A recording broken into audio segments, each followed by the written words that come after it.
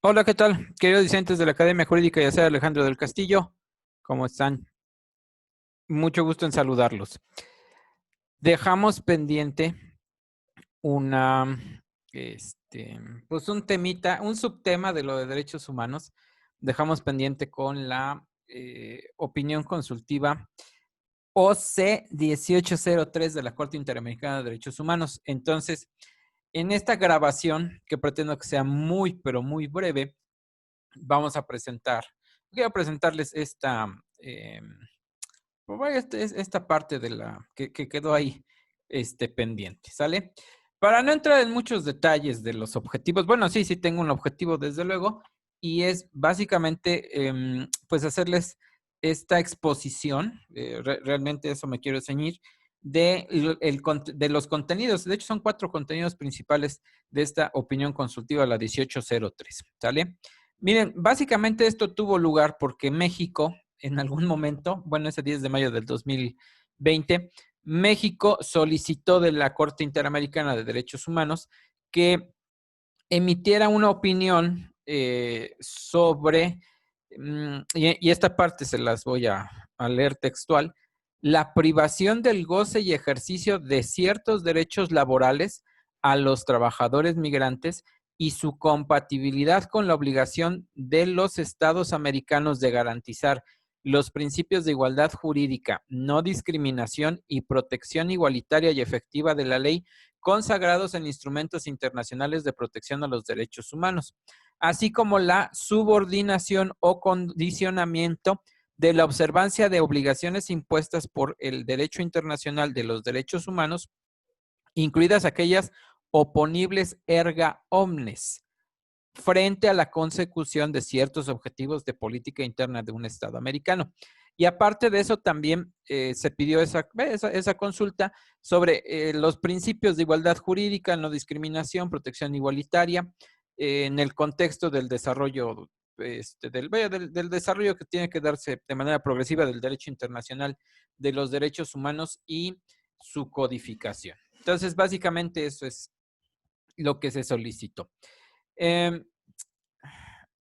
ahí, bueno, ya un poquito más adelante se van haciendo como algunas precisiones, incluso de qué normas quiere México que se haga esta interpretación. Y también, pues bueno, ahí México hace como una serie de consideraciones que de momento me las voy a brincar tantito. Luego, pues bueno, como en esta opinión consultiva, pues se da esta relatoría procesal de qué pasó ante la Corte, porque no nada más participó México, déjenme decirles que también participa Estados Unidos de Norteamérica, hay unos estudiantes de la UNAM que participa, El Salvador, Canadá, la comisión, perdón, la Comisión Interamericana, ¿quién más? Costa Rica, invitan también ahí a algunas personas, algunos relatores de Naciones Unidas sobre Derechos Humanos de los Migrantes. ¿A quién más invitaron? Bueno, hay también hay amigos de la Curia que vayan virtiendo sus opiniones, ¿no? Pues así para no hacerles muy largo el cuento, básicamente es como la relatoria, pues sí, la relatoría procesal. Em, ya entrando básicamente como en materia, vamos a decirlo de esta manera, aquí el ejercicio en las, pues valga la expresión, en las opiniones consultivas, propiamente no es dirimir una controversia, sino, y yo creo que el nombre nos lo sugiere, únicamente establecer como una serie de parámetros, bueno, de una interpretación incluso con alcance jurisprudencial, desde luego, pero esto también tiene algunas, pues hay que considerar algunas situaciones, sobre todo en esa competencia, porque todos estos pronunciamientos que va a hacer la Corte, básicamente, bueno, tiene incidencia, desde luego, en la protección de derechos humanos de todo el sistema interamericano. Por eso es que la Corte pues tiene que hacer como todo este análisis, aunque no lo hace, vaya, para dirimir propiamente la la controversia, ¿no? De hecho, bueno, esa competencia para rendir las opiniones consultivas está pues previsto en todo el sistema interamericano de protección de derechos humanos, en la Declaración Americana, en la Convención Americana, y hay otros tratados de protección también vaya, que les dan facultad, ¿no? Y y bueno, incluso la Corte ahí en un párrafo hace lo recalca, ¿no? Lo recalca, perdón, que todo lo que señale esta opinión, pues vaya, va a tener efectos independientemente, a efectos hacia las partes que hayan suscrito la Carta de la Organización de los Estados Americanos, o que haya suscrito la Declaración Americana o la Declaración Universal, o que hayan ratificado también el Pacto Internacional de Derechos Civiles o Políticos.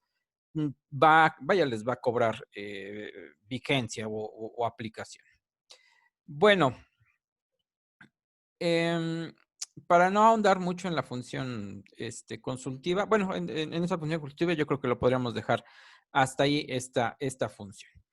Después de esto, bueno, yo les podría decir que la opinión consultiva tiene 4, déjenme poner aquí mi puntero porque vamos a hacer aquí algunas anotaciones.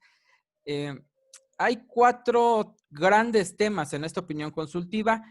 Uno que está vinculado con esta obligación de respetar y garantizar derechos humanos de carácter fundamental. También esta aplicación del principio de igualdad y no discriminación a los migrantes, el derecho de los trabajadores migrantes e indocumentados y obligaciones estatales en la determinación de políticas migratorias a la luz de los instrumentos internacionales de protección de los derechos humanos. Fíjense que pues valga la expresión, al plantearse la opinión, que México plantea esta opinión, lo formula 4, bueno, en sí mismo son 4 preguntas, nada más que la pregunta 2 tiene 2 variantes, entonces técnicamente podríamos hablar de 6 preguntas, ¿sale?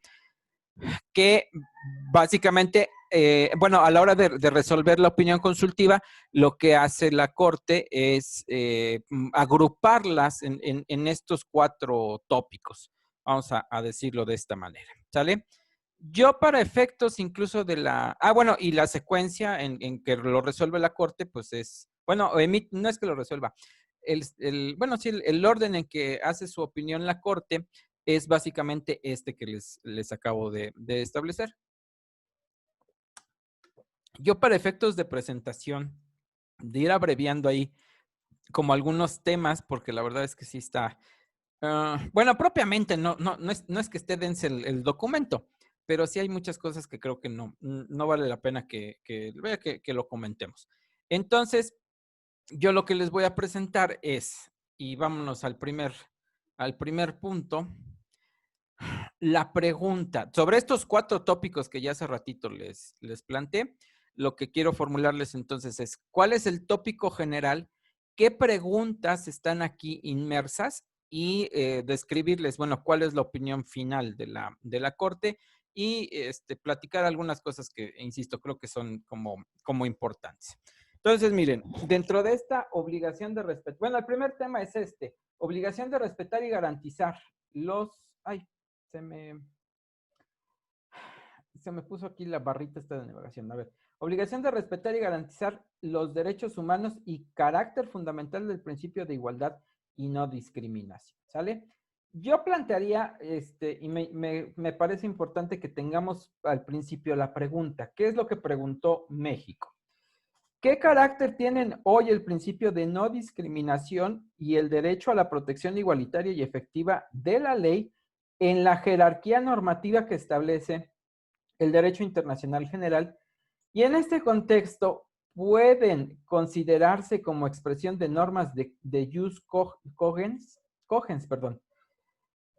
Y luego acá viene como una variante la pregunta que, ay Dios mío, pues así la formularon. Si la respuesta a esta segunda pregunta resultase afirmativa, ¿qué efectos jurídicos se derivan para los Estados miembros de la OEA, individual y colectivamente, en el marco de la obligación general de respetar y garantizar conforme al artículo 2, párrafo primero del pacto y el cumplimiento de los derechos humanos a que se refiere el artículo 3, inciso 1, y el artículo 17 de la Carta de la OEA?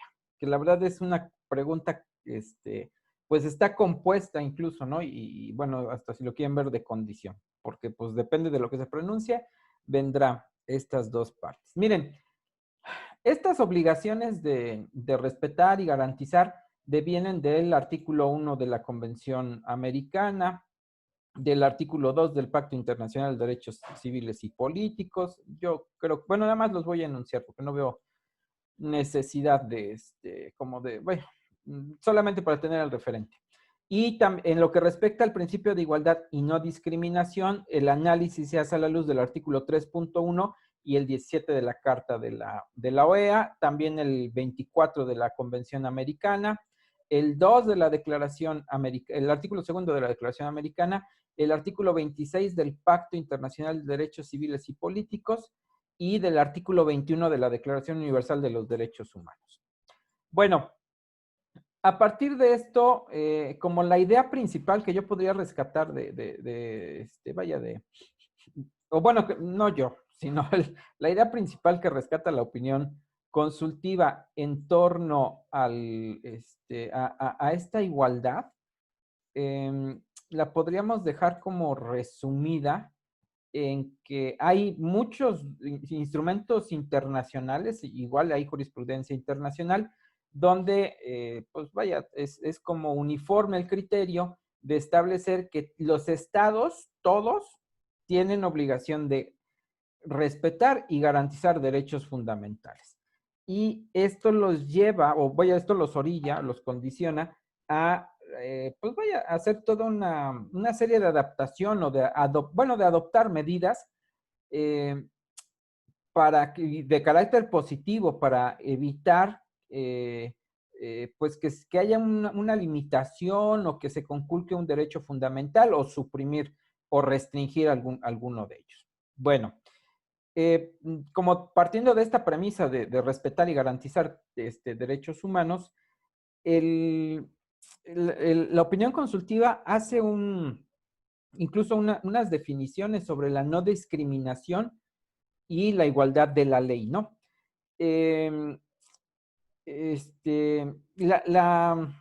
Para mí, incluso lo podemos leer en el parágrafo, perdón, 84, hace esta diferenciación entre el término distinción y discriminación.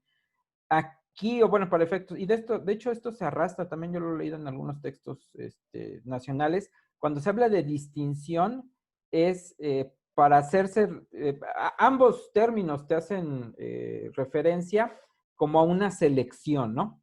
Pero cuando hablas de distinción es para lo admisible porque es razonable, es proporcional y es objetivo. Vamos a decirlo así, que distinción se aplica para la selección razonable, proporcional y objetiva.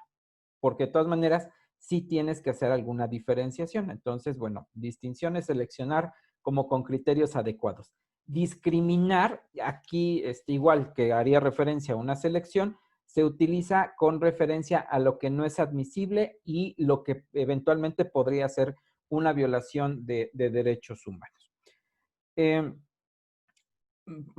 Básicamente, igual lo que va marcando esta opinión consultiva es que ese principio de protección igualitaria y efectiva de la ley y de la no discriminación está plasmado ahí en muchos instrumentos internacionales. De hecho, también hace el recuento de mucha doctrina y jurisprudencia internacional como en este sentido, ¿no?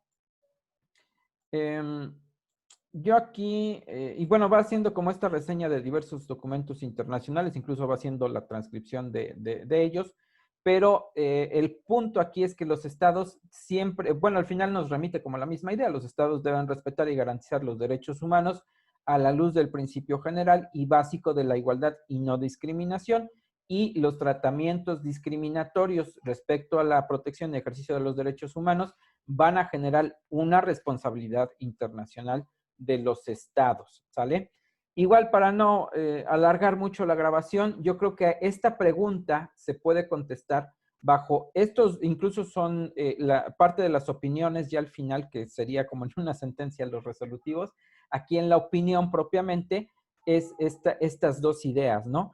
en donde el Estado va a garantizar los derechos fundamentales, va a adoptar estas medidas positivas y cuando no lo hace, genera una responsabilidad en materia internacional.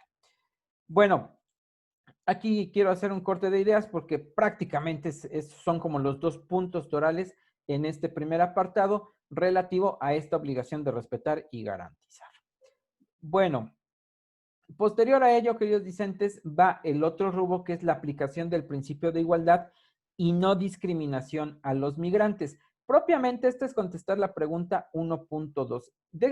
Nada más déjeme hacer aquí una precisión, porque me queda claro que aquí también tendría que ir la pregunta 1.2, pero por la extensión y realmente también las ideas que se van a compartir en ambas respuestas, por llamarlo de esta forma, es que me atreví a dejarlo solamente en este punto, ¿sale? A ver, la pregunta 1.2,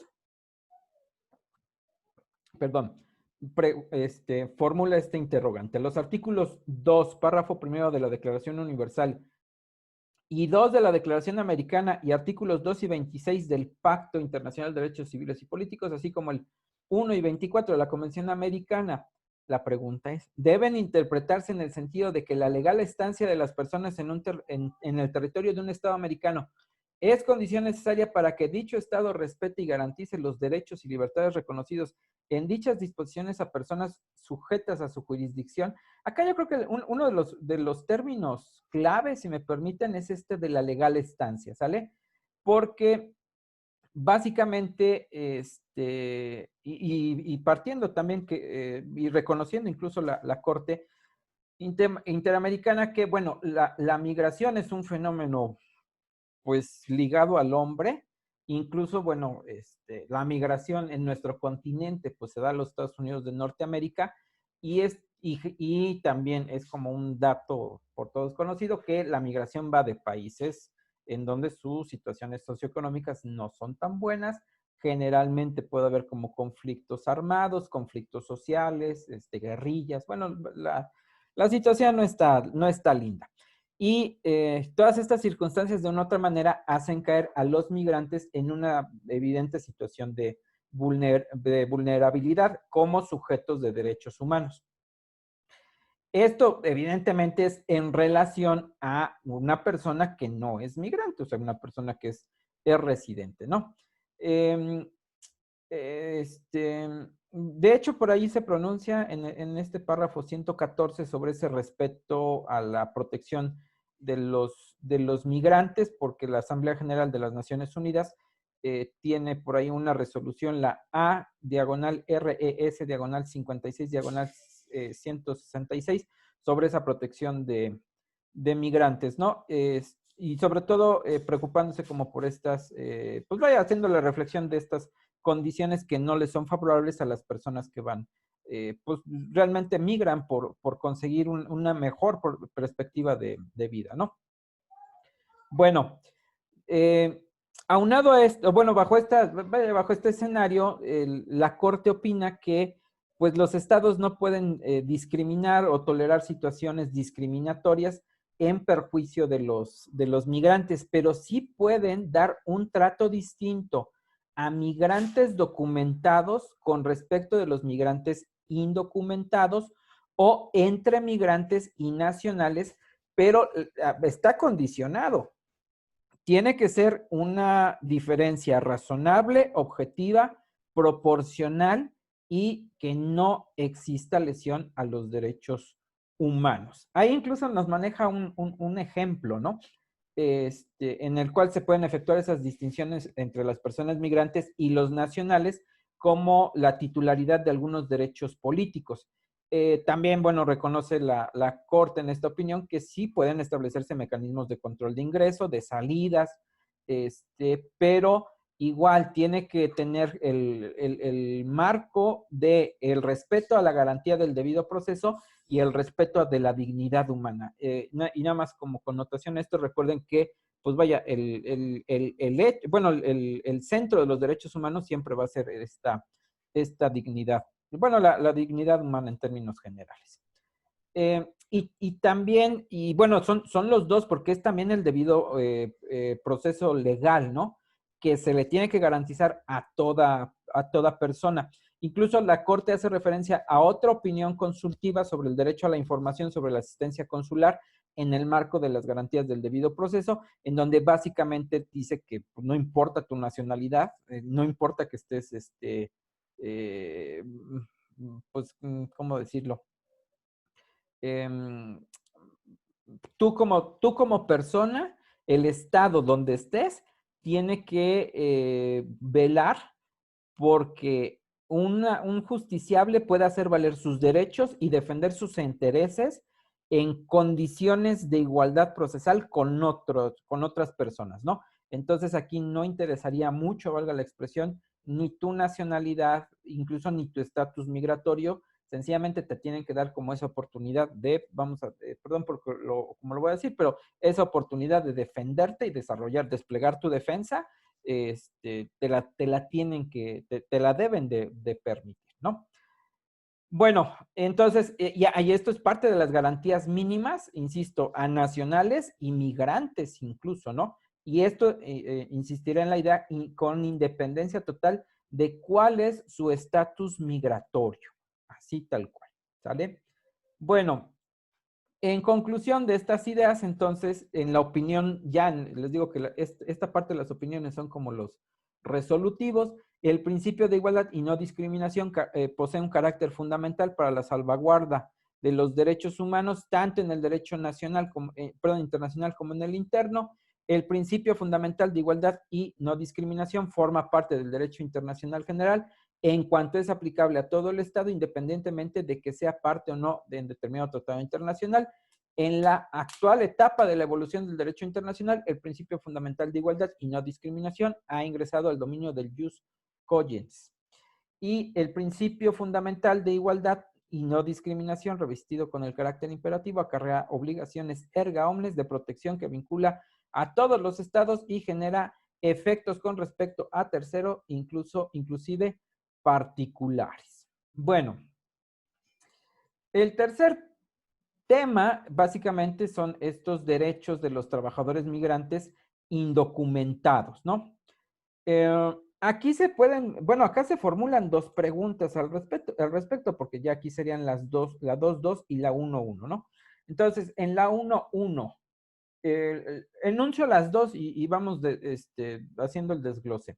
¿Puede un Estado americano, en relación con su legislación laboral, establecer un trato perjudicialmente distinto para los trabajadores migratorios indocumentados en cuanto al goce de sus derechos laborales respecto de los residentes legales o los ciudadanos, en el sentido de que dicha condición migratoria de los trabajadores impide per se el goce de tales derechos?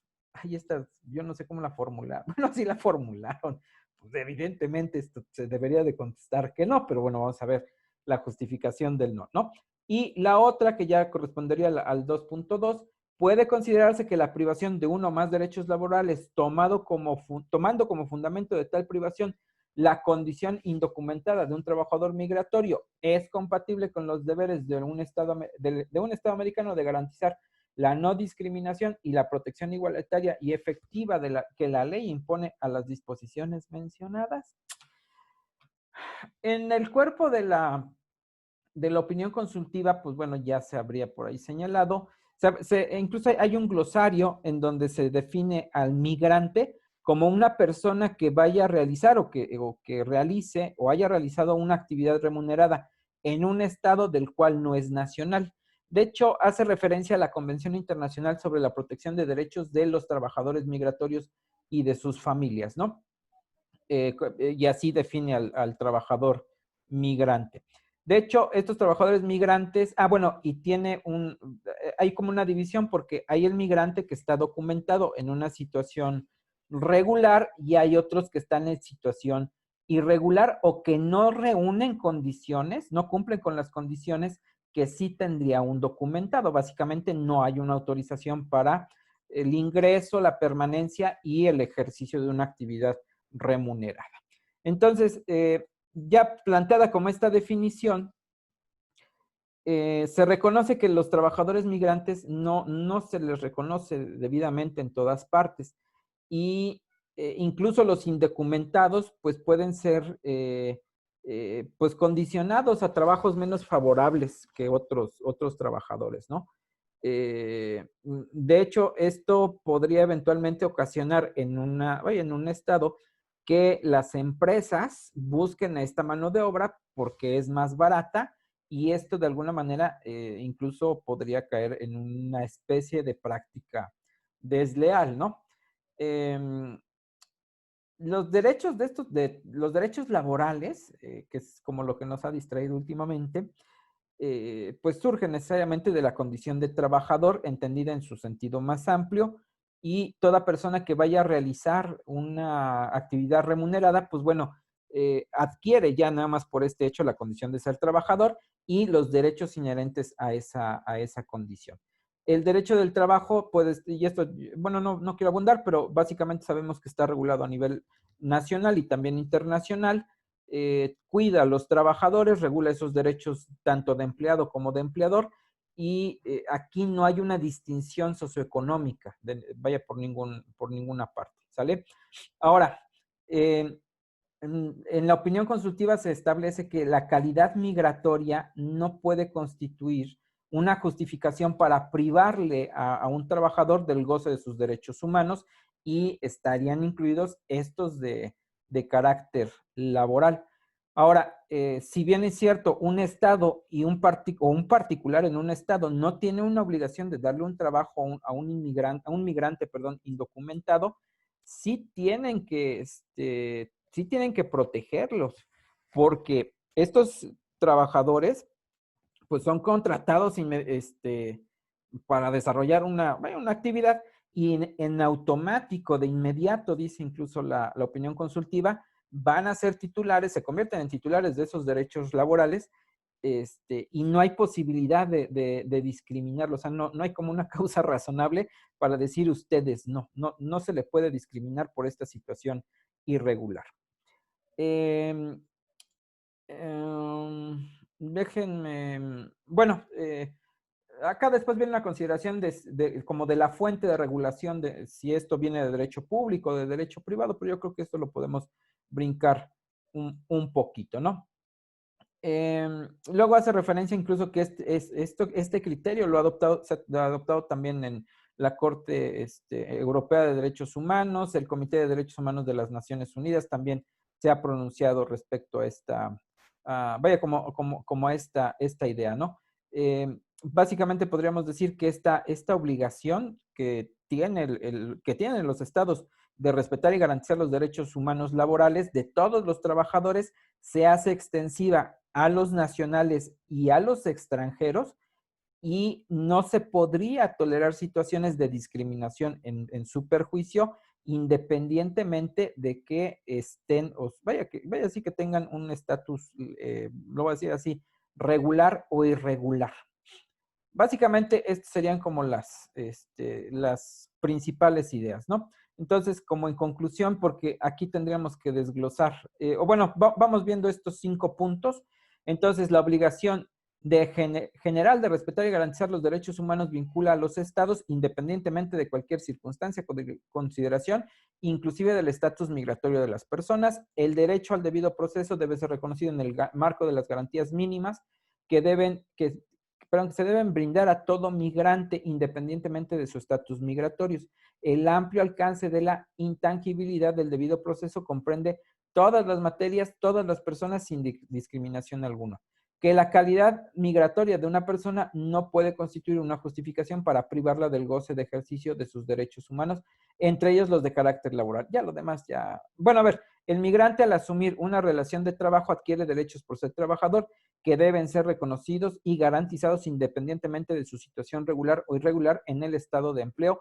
Estos derechos son consecuencia de la relación laboral. El Estado tiene la obligación de respetar y garantizar los derechos humanos laborales de los trabajadores independientemente de su condición de nacionales o extranjeros, no tolerar situaciones de discriminación en perjuicio de estos en las relaciones laborales que establezcan entre particulares. El Estado no debe permitir que los empleadores privados violen los derechos de los trabajadores, ni que la relación contractual vulnere estándares mínimos internacionales. Y ya el último punto, que los trabajadores, al ser titulares de derechos laborales, deben contar con todos los medios adecuados para ejercerlos.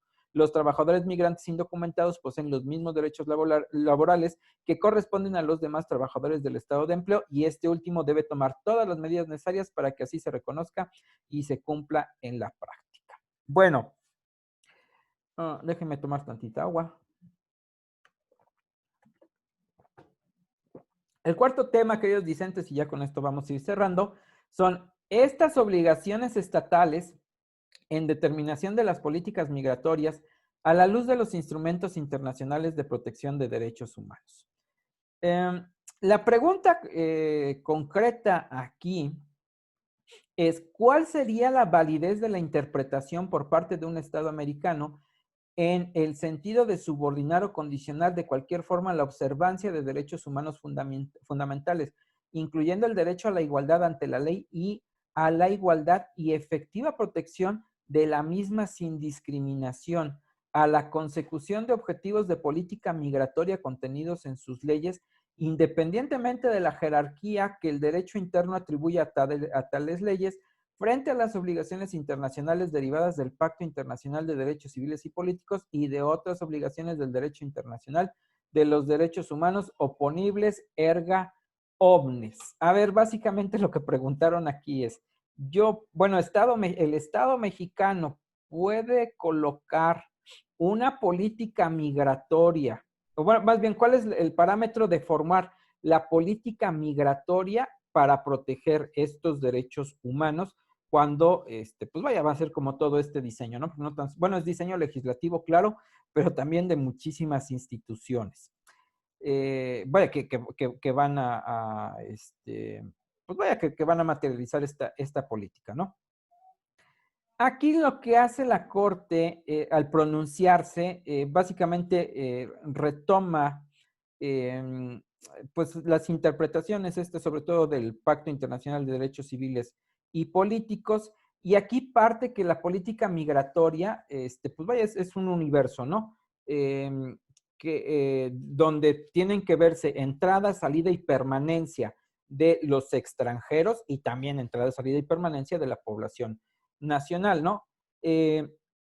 Incluso aquí habla de una declaración y programa de acción de Durban adoptados por la Conferencia Mundial contra el Racismo, la Discriminación Racial, la Xenofobia y formas conexas de intolerancia, ¿no? En esta declaración se hace la reflexión que ahí se insta a los estados para que hagan una revisión y modifiquen estas políticas para eliminar estos elementos de discriminación racial, ¿no?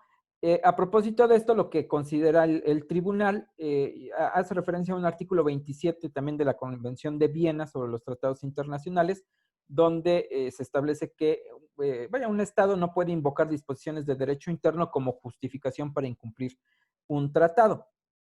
Y también, esto se refuerza con el artículo 2 de la Convención americana, ¿no? Que incluye la adopción de medidas para suprimir normas y prácticas de cualquier naturaleza que impliquen esa violación a derechos humanos.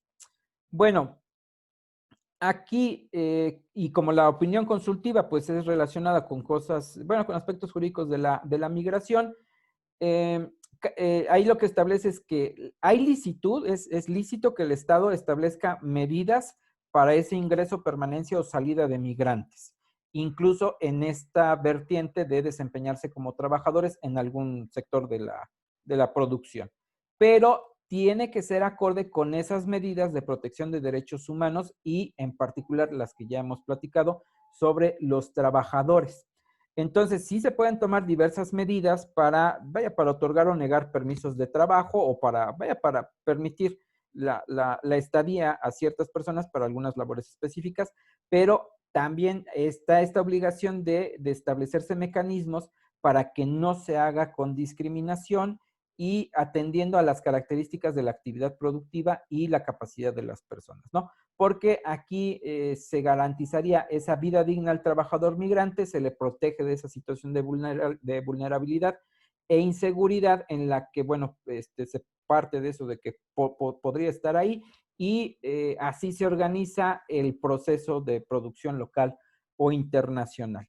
De hecho, en la opinión consultiva se dice que no es admisible que un Estado de empleo o proteja su producción nacional en uno o varios sectores, fomentando o tolerando la contratación de trabajadores migrantes o indocumentados, pero con fines de explotación laboral, precisamente porque esto es valerse, o se vería que hay una predisposición para valerse de esa condición de vulnerabilidad, ¿no?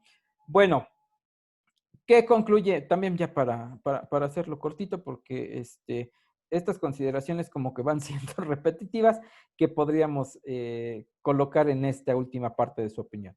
Los estados no pueden subordinar o condicionar la observancia del principio de igualdad ante la ley y la no discriminación a la consecución de objetivos de sus políticas públicas, cualesquiera que sean estas, incluidas las de carácter migratorio, que esta sería básicamente la pregunta número 3. Pues bueno, queridos discentes, con esto llego al final de esta breve intervención, que si mal no me acuerdo, ni tan breve porque creo que me pasé de 20 minutos, pero bueno, finalmente acá está como muy sintetizado esta parte de la opinión consultiva 1803, que ya no quedo a deber, ahí está. Queridos discentes de la Academia Jurídica Yacer Alejandro del Castillo, les agradezco muchísimo su, pues vaya, que me hayan escuchado y pues nos saludamos en las siguientes grabaciones. Gracias y nos vemos pronto. Chao.